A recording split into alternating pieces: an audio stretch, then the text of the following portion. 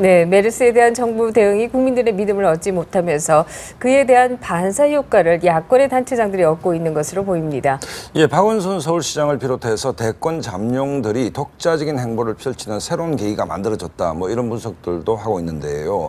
메르스가 뒤흔든 전국 이야기 자세히 나눠보겠습니다. 네, 세 분 모셨습니다. 황태순 정치평론가, 이강윤 정치평론가, 그리고 이택수 리얼미터 대표 이렇게 모셨습니다. 세 분 어서 오십시오. 네, 안녕하십니까. 황 의원님, 네. 메르틱스라고 들어보셨습니까? 메르틱스. 처음 들어보는데. 메르스의 정치학을 뭐 어떤 전문가는 메르틱스. 박 소장이 만들어내신 조라고. 지금 계속 밀고 계시는군요.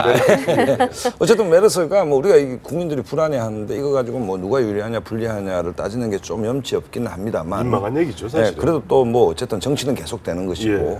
또 위기에 지도자들이 또 어떻게 대처하느냐를 통해서 또 국민들은 그 사람의 영향을 보기도 하지 않습니까? 그렇죠. 어쨌든 1차적으로 대통령 지지도가 좀 추락을 뭐 이택수 대표 나오고 계십니다만 하고 있는데 네. 박근혜 대통령과 메르스 일단 먼저 분석을 좀 해주시죠. 그래서 박근혜 대통령과 메르스라기보다는 박근혜 대통령을 갖다 정점으로 하는 대한민국 정부, 대한민국 행정부가 이번에 메르스 사태를 맞으면서 작년에 있었던 뭐 세월호의 판박이라 할 수 있겠죠. 네. 우왕좌왕하고 뭔가 비밀주의, 기밀주의를 뭐 덮고 뭔가 보면은 거대한 바깥에 있는 무슨 피아들하고 무슨 짬짬이가 있었는지 모르겠습니다만은 보면 지난해도 보면 뭐 해양 관련된 그런 뭐 피아들이 있지 않았어요? 해피아 뭐. 이번에도 마침 보니까 뭐 삼성 뭐 삼피아라고 나오더라고요. 또 네. 이번에 삼피아 그래갖고 삼성의 눈치를 너무 봤던 것이 아닌가. 그러다 보니까 이번에 삼성 서울병원에 감염내과 과장한테 국회의원들이 혼쭐이 났죠. 네. 국회가 나라가 뚫렸습니다. 정말 그렇게 보면 어떻게 보면 대한민국 국회, 물론 국회 원칙에 보면 그동안 국민들한테 신뢰도 많이 잃었고 보면 정치인과 국회에 대한 지지율 따지면 5%도 안 될 거예요. 그러다 보니까 뭐 삼성의 원장도 아니고 삼성의료원 원장도 아니고 과장이죠. 부원장도 아니고 네. 참 과장한테 죄송한 표현입니다만 일개 과장한테 그 의원들이 국회 여의도에서 혼쭐 나는 모습 보고 아 이게 대한민국의 현 주소로구나. 그러다 보니까 박근혜 대통령께서도 화들짝 놀란 탓인지 모르겠습니다만은 미국 방미 일정도 네. 뭐 저 같은 경우는 메르스는 메르스고 방미는 방미다. 뭐 흔한 얘기로 집에서 아이가 무지하게 아프다 그래갖고 아버지 어머니 몽땅 집에 앉아갖고 애 병구만 하면 되겠습니까? 엄마는 보면은 병구 안 하고 아버지는 어쨌든 먹거리 챙기러 나다녀야 되는 거 아닙니까? 대통령 입장은 우리 국가로 봐서는 아버지의 역할을 했었어야죠. 근데 뭐 그런 부분에 있어서 박근혜 대통령이 우왕좌왕하고 또 어떻게 보면 정부가 그렇게 무책임, 무능한 모습 보이는 가운데 뭐 대통령 지지율로 나타나는 거니까요. 그러니까 뭐 아까 이택수 대표 리얼 밑에서 잘 나오고 있습니다만 보면 2주 지나면서 물론 요즘 조금 진정세는 보이고는 있어요. 근데 어떤 첫 주에는 뭐 그야말로 대폭락을 네. 하는 것이 아마 우리 국민들, 뭐 유권자들, 또 여론조사 응답자들의 공통적인 생각인 것 같습니다. 네, 세월호에 이어서 이번에 두 번째 또 이런 불행한 네. 사태가 발생했다 이렇게 말씀하셨는데요. 사실 뭐 역사는 두 번 반복된다고 하기도 하는데 왜 이렇게 동일한 일들이 계속 반복된다고 생각하시는지요? 일단 위기 관리 능력이 없는 것은 확인이 됐고요. 더 비참하고 불행한 건 작년 세월호는 물론 승선객들 470여 명 승선객 그리고 배 안에 갇힌 채 침몰했던 300여 명을 구해내지 못한 거에 대한 무기력감과 자책감 뭐 이런 것으로 시작이 된 거 아닙니까? 그래서 정부기관 몇 개도 변동이 있었고 달라져야 한다고 그렇게 말했건만 1년이 지나고 나서 예기치 않았던 그리고 사실 이번 메르스는 초동 대응을 잘했으면 별것 아닌 걸로 끝날 수도 있었는데 어마어마한 별것으로 변화되기까지 불과 한 2주일 정도밖에 걸리지 않았다는 것. 그 와중에 우리의 대처 능력은 하나도 없다는 것이 확인이 된 게 또 한 번 가장 뼈아픈 대목이고요. 네. 보건복지 방역당국의 초동 대응의 실수나 미흡을 대통령이 만회할 수도 있었다고 봅니다. 어차피 퍼지기 시작했으면 그 바이러스를 잡는 것은 뭐 기후 요건이나 뭐 퇴치제, 의료진의 할 역할이지만 그들을 조직하고 위기 때 흔들리지 않게 중심을 잡아주는 것은 국가 지도자, 정치건 뭐건 간에 대통령은 명실상부하게 흔들릴 수 없는 부동의 지도자이자 힘과 권한을 갖고 있으니까 말이죠. 그런 점에서는 미국 가는 문제도 조금은 반박자쯤 늦었다. 네. 기왕이 어차피 안 가기로 했더라면 그 미국과 뭐 사실 국내에 큰일이 터졌을 때 예기치 못한 일 때문에 순방을 미루거나 하는 것이 드물게 있는 일은 아니잖아요. 네, 자주 그렇죠. 있는 건 물론 네. 아니지만 그렇다고 하면 미국까지 가는 것을 취소했으면 대통령의 존재감을 확실히 좀 드러내줬으면 좋겠다라는 것하고 박원순 시장이 6월 4일 날 심야에 밤 11시에 긴급 기자회견을 하면서 정보 공개를 두고 이제 대선회가 있게 되는데 네. 그 과정에서 한간에 좀 우스운 소리도 유포되고 그렇지 않습니까? 네. 기왕이면 대통령이 전국 지자체장들을 소집하는 연석회의 같은 것을 청와대에서 개최하고 본인이 직접 주재를 하면 어쨌거나 국가 위기는 넘기는 게 낫죠. 지금 누구 잘못을 따지는 것만큼 바보스러운 일은 없을 테니까요. 어쨌거나 우리 정부의 무능함을 또 한번 확인하는 것은 현 정부의 커다란 숙제다. 네. 지금 어쨌든 지지율이 급락을 했는데 이제 여러 여권에서 걱정하는 것은 뭔가 하면 새로운 국정 운영의 동력을 황교안 총리 후보자 임명할 때는 정치개혁 뭐 이런 데서 찾았는데 이 메르스 때문에 거의 뭐 지지율이 폭락을 했기 때문에 2년 6개월 이상 임기가 남아있지 않습니까? 도대체 새로운 국정 운영의 동력을 어디서 찾을 것인가에 대한 고민이 만만치 않다 이런 얘기가 들리고 있습니다.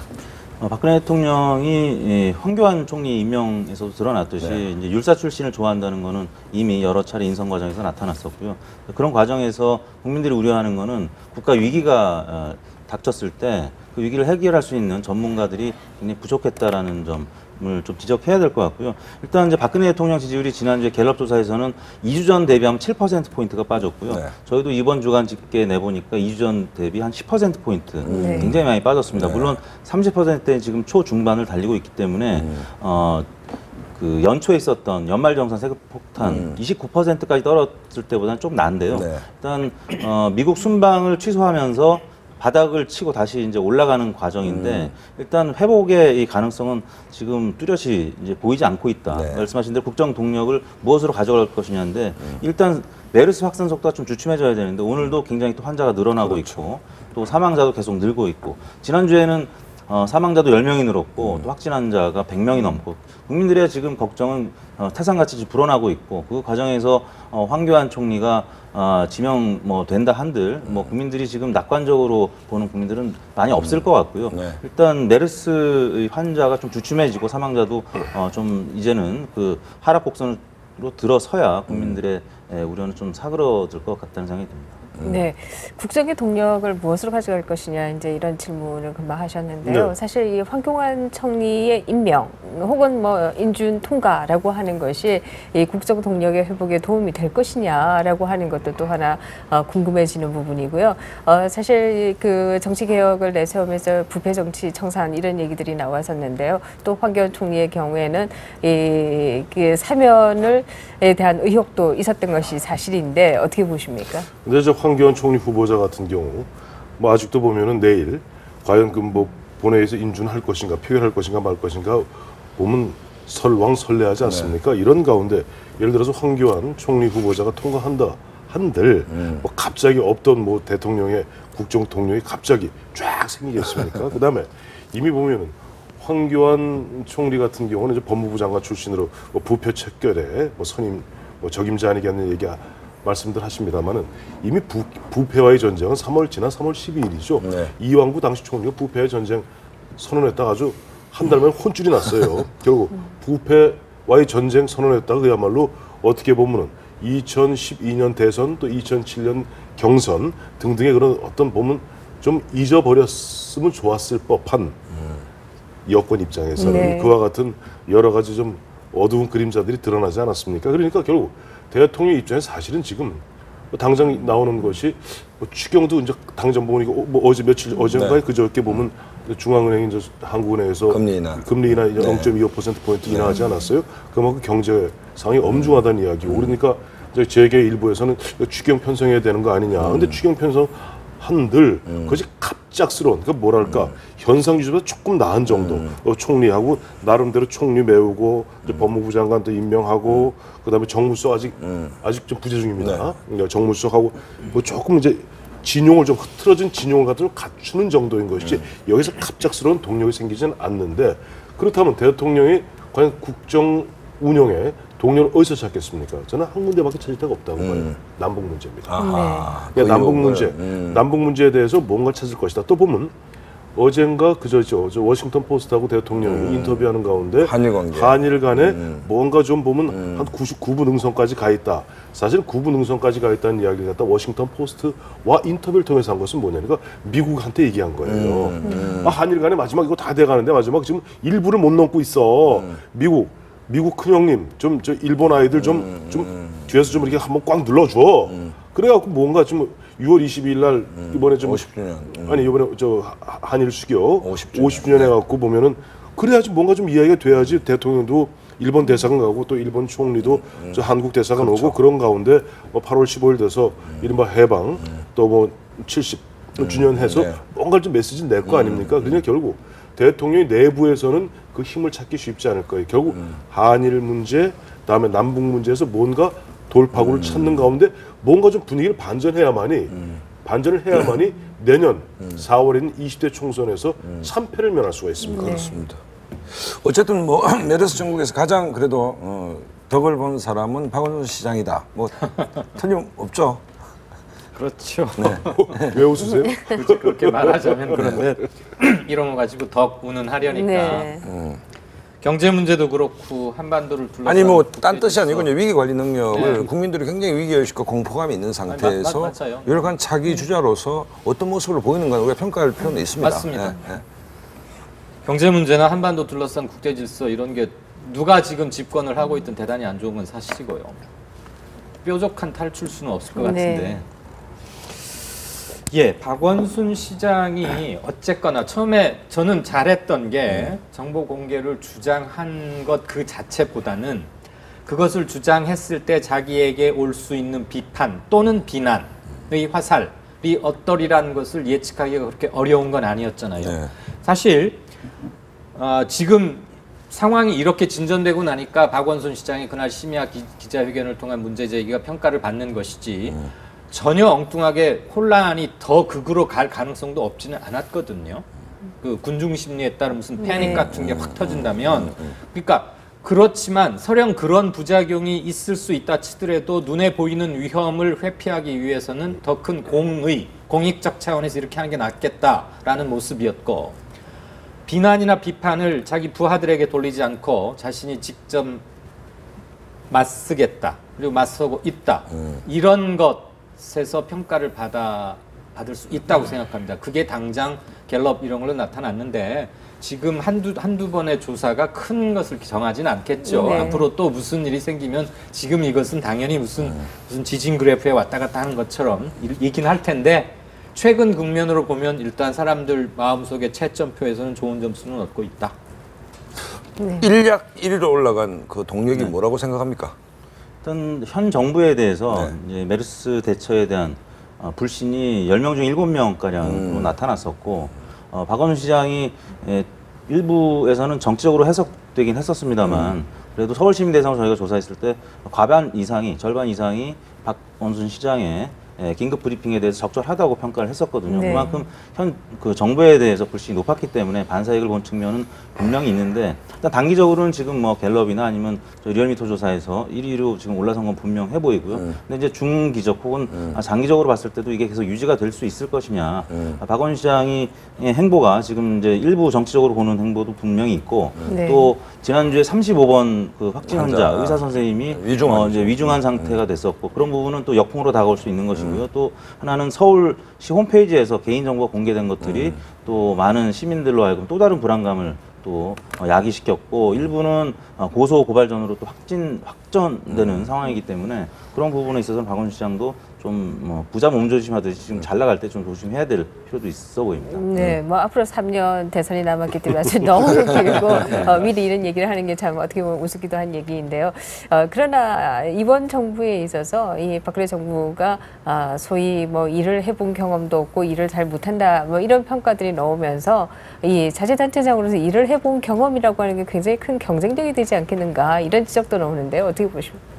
미국 같은 경우가 그 대표적인데 미국 같은 경우 보면은 그 정치인 상원의원이죠. 정치인 출신의 대통령이 집권하고 난 다음에 대부분 그 다음에는 주지사 출신의 대통령이 나오는 경우가 많습니다.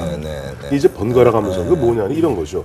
아무래도 보면 이 행정 경험이 좀 탁월하고 관리 능력이 뛰어난 그리고 미국 같은 경우 주라는 것이 스테이트 아닙니까? 사실 그렇죠. 국가입니다. 네, 그렇죠. 그러니까 그런 관리를 해보고 경영을 해보았던 사람한테 맡겨봤더니 뭔가 보면 뭐 상상력이 부족하고 뭐 새로운 어떤 변화에 대해서는 좀 무딘 면이 있다. 그러면 아무래도 정치인 출신 오바마 같이 또 신인들을 하는데 우리도 삼김 시대 이후에 가만히 보니까 그래요.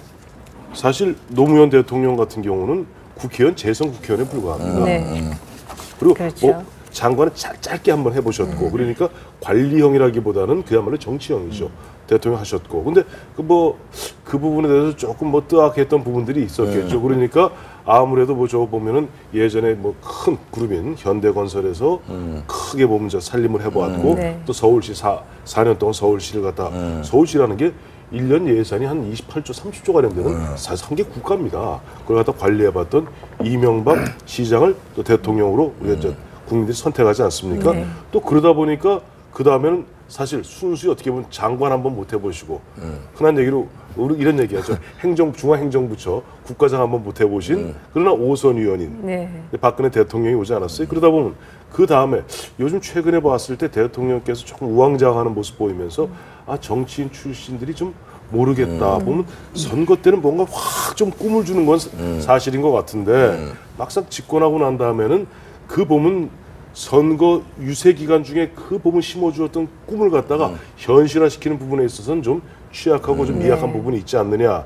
그렇다면 조금 그런 부분에서 뭐 번지를 한 말은 좀 부족하더라도 뭐 일을 잘하는 이렇게 갈 가능성도 없지 않단 말이에요. 황 의원님 놀라운 분석인데 뭐이 분석 들으시면 요 얘기 들으면 네. 또 뭐 김무성 대표 굉장히 불쾌하실 거예요. 문재인 대표도 기분이 안 좋을 것 문재인 같고 대표. 안희정 지사 안희정 지사, 박원순 시장 뭐 이런 분들만 좋아하시겠죠. 아니 근데 그 지적을 들으셔야 또 이제 네. 문제 해결 능력을 키울 거예요. 바로 그거예요. 그러니까 말씀만 이제 첨언을 마무리할게요. 하자면, 예, 네. 그래서 뭐냐니까 사실 가장 이상적인 두 가지를 합친 사람이 제일 이상적이죠. 네. 그러니까 부족한 부분들을 저는 빨리 지금부터라도 채우시라 뭐 그 말씀 드리는 거예요. 현대그룹의 CEO로부터는 실망한 게 많았던 것 같고요.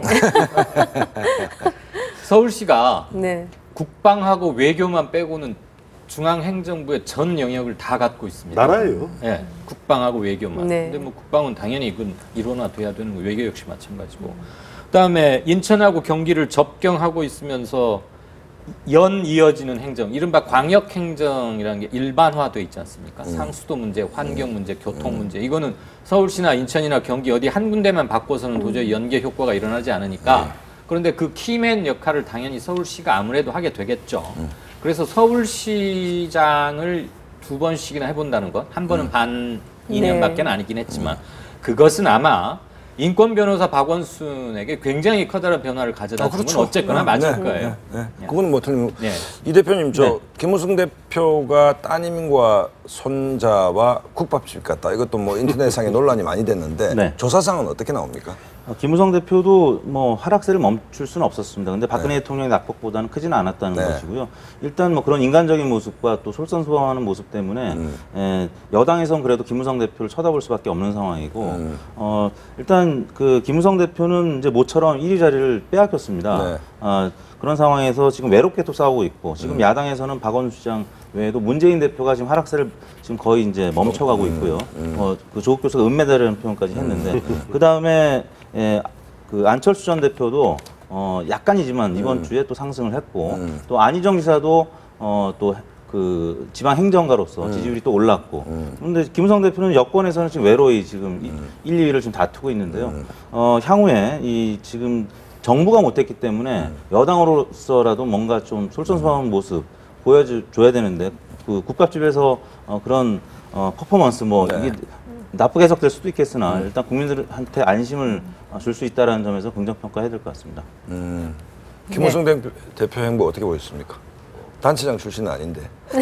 아니, 이번에 성완종 사태 때문에 사실 여권에서도 꽤 괜찮은 제목들이 있었죠. 뭐 꽤 괜찮은 제목이라면 이런 얘기하면 굉장히 좀 위험한 얘기입니다만 이완구 총리, 네. 홍준표 지사 같은 경우는 그렇죠. 다 보면 뭐 잠룡 그룹에 들어갔는데 이번에 성완종 사태 때문에 많이 이제 꺾였는데 어쨌든 김무성 대표는 저는 그런 측면에서는 일단 국밥집 가고 하는 건 이런 거 있죠. 정치인은 책임성도 있어야지만 반응성이 있어야 돼요. 네. 리스폰시빌리티 중에 리스폰시빌리티가 있어야 되거든요. 자, 사람들이 이렇게 유권자들이 이렇게 국민들이 원하는데 거기에 좀 맞추어지는 눈높이에 맞추는 그런 노력들이 필요한데 뭐 그런 부분에서 김무성 대표 그 뭐 부인, 딸, 뭐 손주까지 가서 근데 손주는 괜히 데려가신 거예요. 왜냐하니까 저는 김무성 대표 굉장히 젊은 줄 알았거든요. 근데 할아버지라는 느낌이 그런데 어쨌든 국밥 먹고 하는 것은 또 뭐 오늘도 보니까 마침 저희 가셨더라고요. 산부인과에 마침 어제 그저께 보면은 그 산모 한 분. 산모분 이제 애를 낳지 않습니까? 아주 건강해요 출산에. 네. 아주 기쁜 일인데 이와 같이 그 뭐 산부인과에도 크게 뭐 문제 없다는 식으로 좀 이렇게 동선을 취하는데 그거는 뭐 박원순 시장이 예를 들어서 그 뭐 가든 파이브인가요? 그 식당 네. 거기 가서 물론 식사를 하시려고 그러는데 뭐 그 당시 35번 그 환자 때문에 그 식사 기분 좋게 식사하실 분위기가 아니다 그래서 일단 3분 정도 이렇게 대답만 하고 상인분들한테 욕만 잔뜩 잡숫고 오셨는데 어쨌든 그와 같은 행보들은 그것이 박원순 시장, 김무성 대표 누구 가만히 계시는 것보다 낫고 특히 보니까 이번에 좀 주목하는 것은 어제던가요? 일본에서 21분 그 저 의원들 오지 않았어요? 네네. 그래서 우리 저 국회에서 서로 공차고 보면 서청원 전 대표, 서청원 최고까지 칠순 그 노역장을 네. 과시하셨는데 그와 같은 모습들. 자, 봐 이렇게 우리 모여도 크게 공기 감염 없고 뭐 아무 없어. 그리고 일본 사람도 이거 겁내지 않아.